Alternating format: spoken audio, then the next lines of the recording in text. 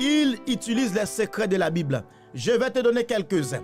Je répète, beaucoup des hommes que tu vois dans ce monde qui ont du succès, ils lisent la Bible, ils appliquent les principes de la Bible. Alléluia. Il se peut qu'ils n'obéissent pas à certaines lois, mais ils prennent ce qui est bon pour eux, ils suivent les lois spirituelles. Je vais te donner un. Regarde l'exemple, l'homme Robert Kiyosaki. Cet homme est un homme qui a réussi selon les hommes, mais cet homme, il lit la parole de Dieu. Il dit, il a appris dans l'école du dimanche, quand il allait à l'église, il a appris que le peuple périt par manque de connaissances. Alléluia. Bienheureux les pauvres en esprit. Une parole que les chrétiens ne maîtrisent pas, que les croyants conventionnels ne maîtrisent pas.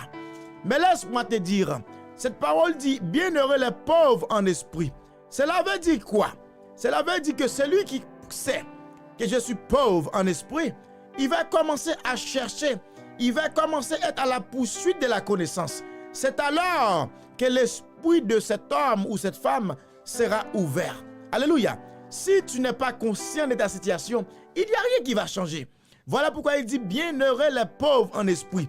Si tu sais que tu es pauvre en esprit, tu vas commencer à chercher comment renverser cette pauvreté pour transformer cette pauvreté en richesse. Alléluia. J'espère que cette révélation fasse quelque chose dans ta vie. Que cela t'amène vers quelque part en 2025. Il est écrit que le peuple périt par manque de connaissances. Alors pourquoi tu ne dis pas en 2025, je dis non à l'ignorance. Je dis non au manque de connaissances. Je vais commencer à être à la quête de la connaissance. Je vais commencer à être à la quête de la sagesse. Ma Bible dit, je vais te donner ça. Si tu veux être sage, vous qui croyez être sage, écoute qu'est-ce que la parole de Dieu. La crainte de l'Éternel est le commencement de la sagesse.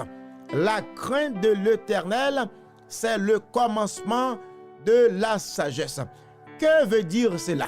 Si tu te crois sage, tu dois commencer à craindre l'Éternel, à craindre Dieu et à obéir à sa parole, à obéir à ses commandements.